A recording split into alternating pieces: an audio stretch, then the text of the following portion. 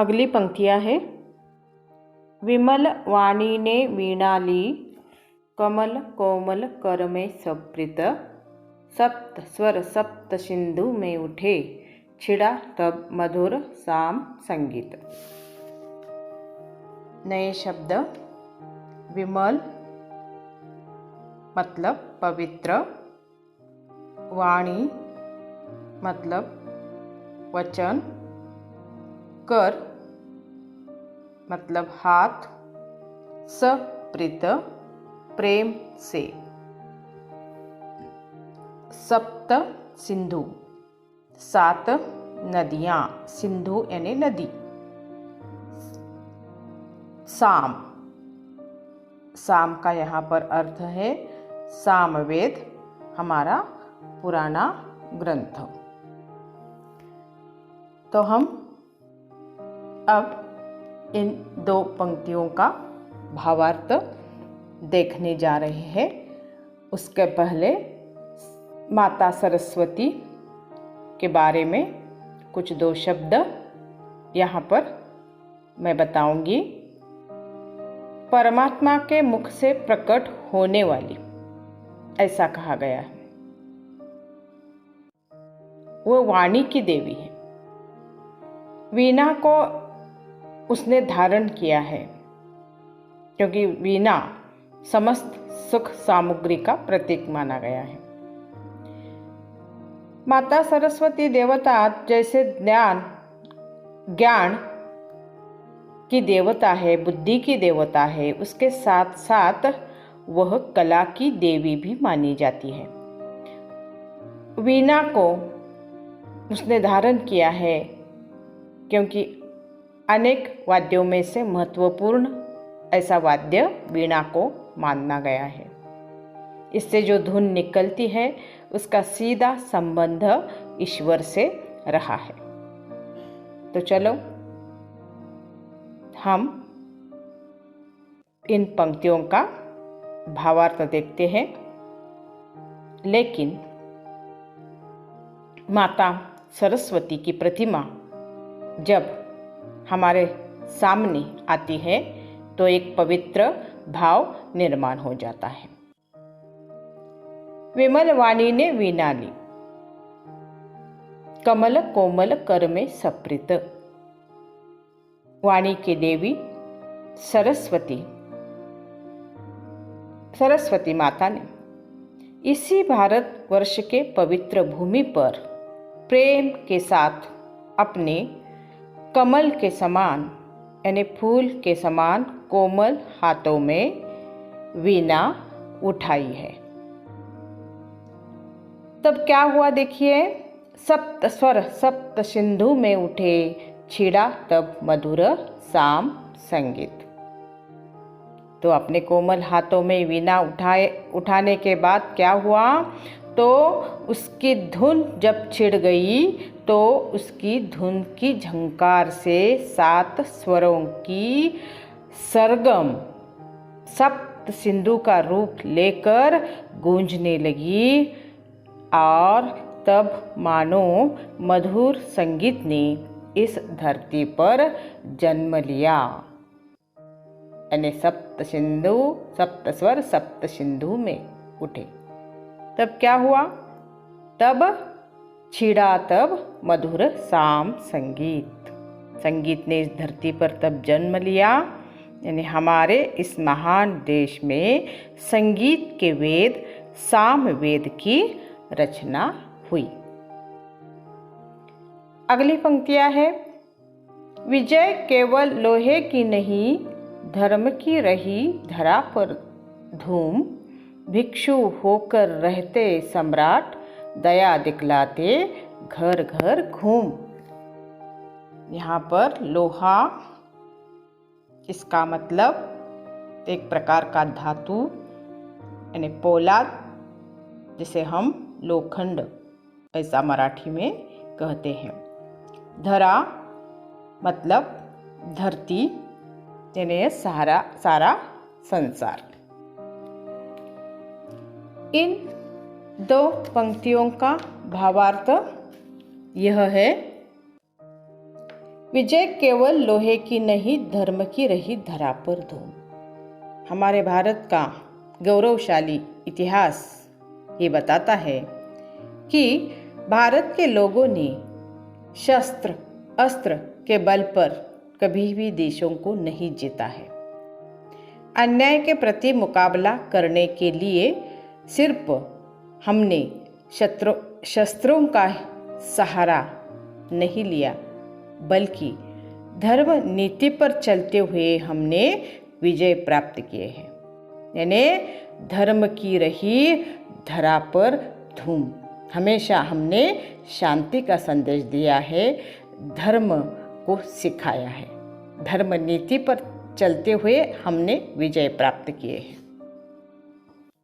भिक्षु होकर रहते सम्राट, दया दिखलाते घर घर घूम। हमारी पावन धरती पर भारत वर्ष में अनेक सम्राट निर्माण हुए, अनेक सम्राट होके गए। उसमें सम्राट अशोक, भगवान महावीर जैसे धर्म पुरुष हुए, जिन्होंने अपना सारा साम्राज्य त्याग कर भिक्षु का रूप धारण करते हुए लोगों का कष्ट दूर करने की कोशिश की।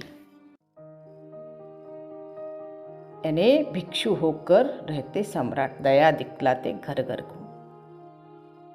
कष्ट दूर करने की उन्होंने कोशिश की भिक्षु का रूप धारण करते हुए। इसके साथ साथ उन्होंने धर्म प्रचार किया। धर्म प्रचार करते हुए दया शांति का मंत्र घर घर जाकर, घर घर घूमकर उन्होंने दिया, और इस संपूर्ण मानव जाति को उन्होंने दया धर्म शांति सिखलाई। अगली पंक्तियां है, गोरी को दिया दया का दान, चीन को मिली धर्म की दृष्टि, मिला था स्वर्ण भूमि को रत्न, शील की सिंहल को भी सृष्टि। यहाँ पर नए शब्द जो है वह हम अब देखेंगे। पहले यहाँ पर गोरी के बारे में हम चर्चा करेंगे। कुछ पुस्तकों में गोरी ऐसा शब्द है और कुछ में यवन। इसका मतलब यहाँ पर यानी कि यहाँ पर एक ही अर्थ यहाँ पर है कि गोरी यानी जो विदेशी, यवन ने बाहर से आकर हम पर राज्य करने वाले, लेकिन जिन पर हमने विजय प्राप्त करने के बाद भी क्षमा किया, वो विदेशी। स्वर्ण भूमि मतलब बर्मा, पड़ोसी देश। रत्न, रत्न यानी त्रिरत्न, बुद्ध धम्म संघ। अगला शब्द है शील, यानी इसका मतलब पंचशील, जो गौतम बुद्ध ने सिखाया, गौतम बुद्ध ने बताया, भगवान महावीर ने बताया। इसमें सत्य, अहिंसा, अस्तेय, अपरिग्रह, ब्रह्मचर्य, ऐसे पंचशील। सिंहल, सिंहल हमारा पड़ोसी देश श्रीलंका। इन पंक्तियों का अर्थ क्या है, भावार्थ को हम देखेंगे। गोरी को दिया दया का दान, चीन को मिली धर्म की दृष्टि। इसका मतलब है, भावार्थ है, जिन विदेशियों ने हम पर राज्य करने का प्रयत्न किया, उन्होंने हम पर हमला किया, छील कपट से उन्होंने हमारे राज्य पर कब्जा करने की कोशिश की, लेकिन फिर भी उन्हें भी हमने जीत लिया बाद में, और दयापूर्ण क्षमा भी कर दिया था। इसके एक दो उदाहरण यहाँ पर बताते हैं कि मोहम्मद गौरी को पराजित करने के बाद भी क्षमा हमने दिलाई थी। यूनान के सेल्यूकस को भी चंद्रगुप्त मौर्य ने माफ कर दिया था जीतने के बाद भी। इस प्रकार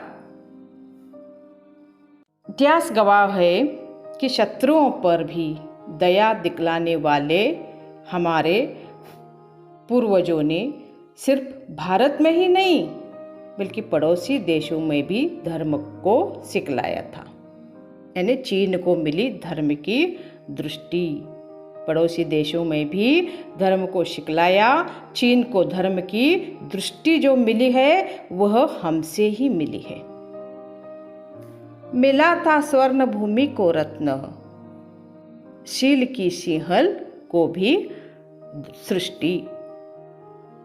यहाँ पर अगली पंक्तियों का अर्थ है, सम्राट अशोक ने जब कलिंग युद्ध की हानि देखी तो उनका मन शोक से विह्वल हो गया, व्यथित हो गया और उन्होंने बौद्ध धर्म का स्वीकार किया। बौद्ध धर्म का प्रचार प्रसार अपने देश तक नहीं बल्कि बाहर जाकर सारे मानव जाति में उन्होंने किया। सम्राट अशोक तथा उनके अनुयायियों ने बौद्ध धर्म का प्रचार चीन जाकर की। बर्मा को त्रिरत्नों से अवगत कराया। मिला था स्वर्ण भूमि को रत्न। बर्मा को भी त्रिरत्नों से अवगत कराया था, यानी बुद्ध, धम्म तथा संघ। इतना ही नहीं बल्कि श्रीलंका जाकर शील की सिंहल को भी सृष्टि। श्रीलंका जाकर पंचशील की शिक्षा देते हुए धर्म नीति का मतलब उन्होंने सिखाया था। पंचशील सत्य, अहिंसा, अस्तेय, अपरिग्रह, ब्रह्मचर्य। इस प्रकार धर्म नीति को हमारे भारत ने ही अन्य देशों को सिखलाया था। अगली पंक्तियां, किसी का हमने छीना नहीं, प्रकृति का रहा पालना यहीं, हमारी जन्मभूमि थी यही, कहीं से हम आए थे नहीं। यहाँ पर क्या कहना है कवि का हम देखेंगे। हमने किसी का कभी छीना नहीं, दूसरों पर हमला करके उनके राज्य को छीनना यह हमारी धर्मनीति नहीं है। क्योंकि हमने जो कुछ भी है उसमें बहुत ही सुखी है, संपन्न है, जिनसे हमारा भरण पोषण होता है, उन प्राकृतिक घटकों से हम परिपूर्ण हैं। कवि क्या कहते हैं, किसी का हमने छीना नहीं, प्रकृति का रहा पालना यही, यानी कि हमने कभी भी किसी का छीना नहीं, जिनसे हमारा भरण पोषण होता है, उन प्राकृतिक घटकों से हम संपन्न हैं। हमारी जन्मभूमि थी यही, कहीं से हम आए थे नहीं। हमारी जन्मभूमि यही है। दूसरों की तरह हमने किसी पर हमला करके हम यहाँ पर आए नहीं हैं। कई बाहर से आने वाले हम नहीं हैं, कई बाहर से हम नहीं आए हैं, बल्कि हम यही के वासी हैं। हम भारतवर्ष के ही वासी हैं। किसी कहीं से हम आकर नहीं बसे, भारत ही हमारी भूमि है। यही इसका भावार्थ है।